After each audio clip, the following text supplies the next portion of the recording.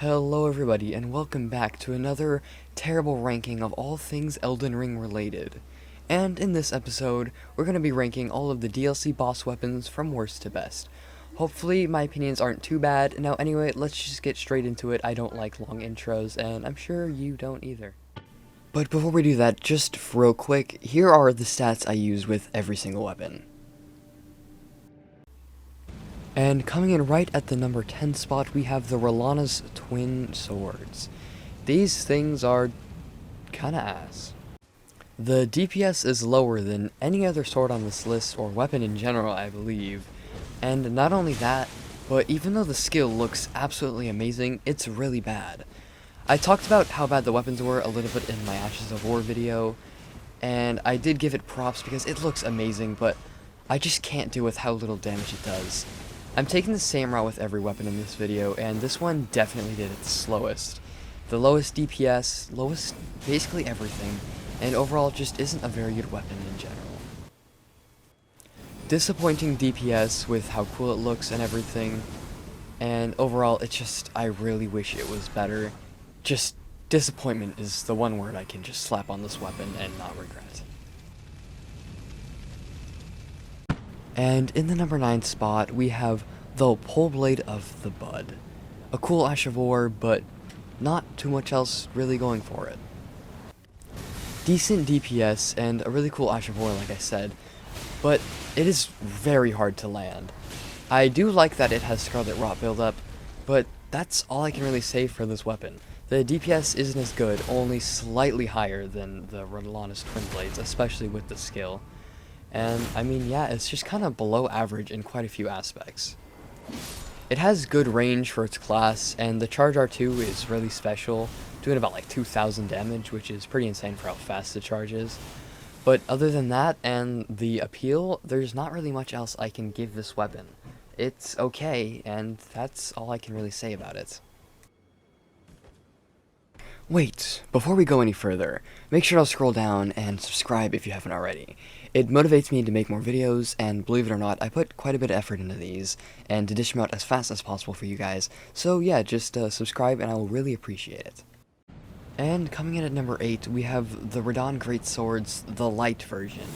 The only difference between this one and the Lord's one is that it's a lot worse.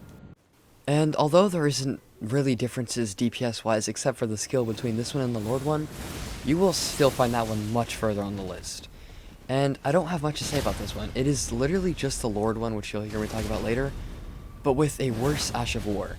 This Ash of War is really disappointing because it looks awesome, but just doesn't do a whole lot of damage. And I'll save the rest for the Lord because everything else about this weapon is, I'd say, pretty good.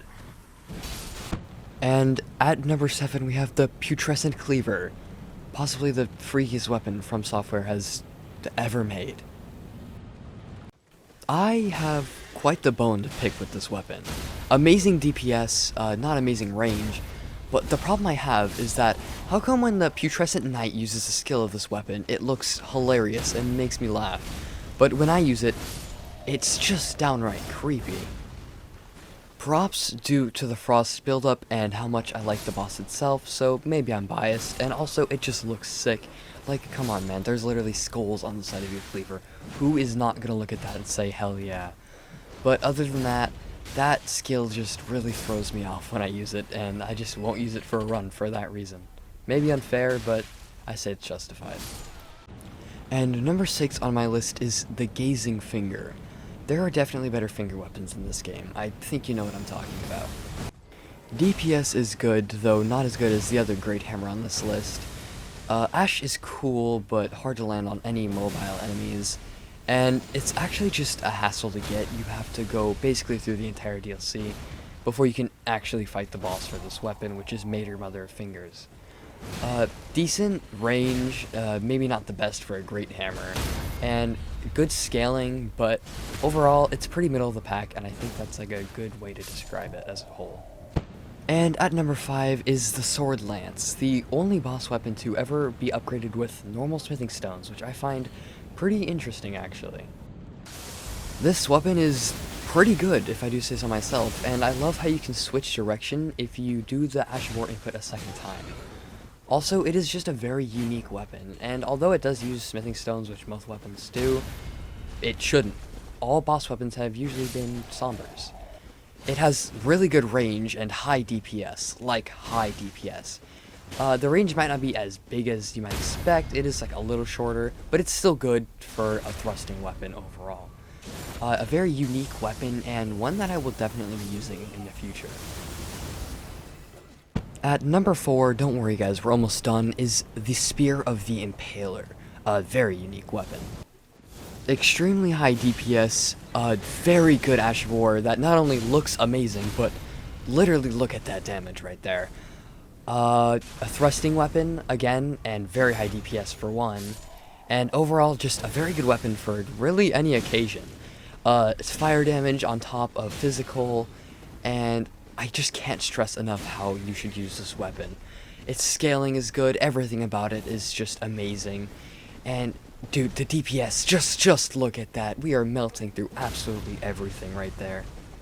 And you can throw it. You can throw this weapon. There is no R2, you can throw it. And it's not just like oh, it's gonna disappear midair if you throw it too far. No, you can throw it as far as the spear will be thrown. This thing is so cool, and I just can't stress enough how much I recommend it just for fun. And finally in the top 3 is the Lord versions. Just the Light's older brother that does twice as much damage. Now that I can talk as much as I want about these things, I gotta say, look at that damage. It just evaporated the Knight, and I didn't even hit the entire combo. I missed the final 3 slashes. This thing easily has the highest DPS out of any boss weapon, I believe, and overall looks amazing and stylish while doing it. The only thing I have against this one is how heavy they are and how late you get them into the game. You have to literally just beat the final boss, and they weigh a ton.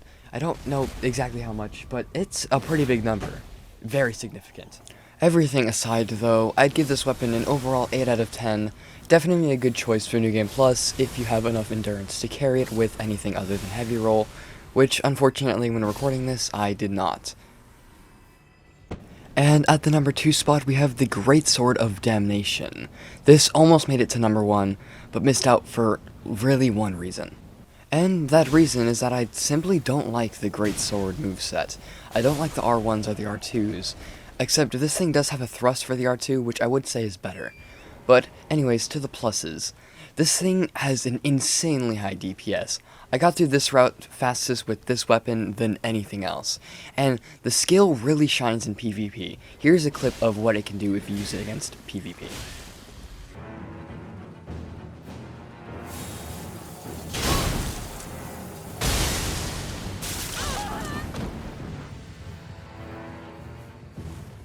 Now, I know that probably didn't look like a whole lot, and it really wasn't, but that was it at +0 to somebody with 99 vigor.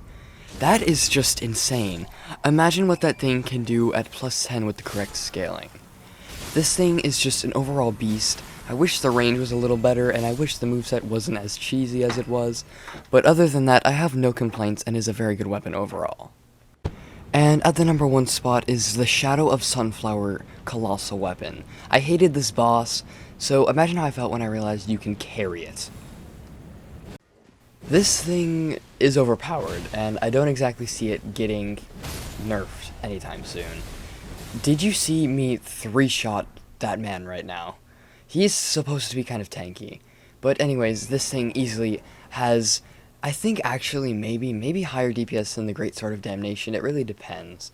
The skill is amazing. And again, like I said in the intro, when I fought this boss, I hated it. I was astonished and amazed when I realized you could just carry its corpse and whack other things with it. It does holy damage as long as physical, so maybe not great in the base game, late game. But other than that, it also just looks amazing. Like, people are going to look at you and they're going to be like, this dude is carrying a giant sunflower. Where can I get that? Overall, amazing weapon. And there you have it, my friends. All Elden Ring DLC Remembrance bosses' weapons ranked from worst to best. I hope you didn't disagree too much, and make sure to tell me your least and most favorite in the comments if you made it this far. Anyways, I'll see you guys in the next upload. And there you have it, my friends. All of the Elden Ring DLC bosses are you kidding?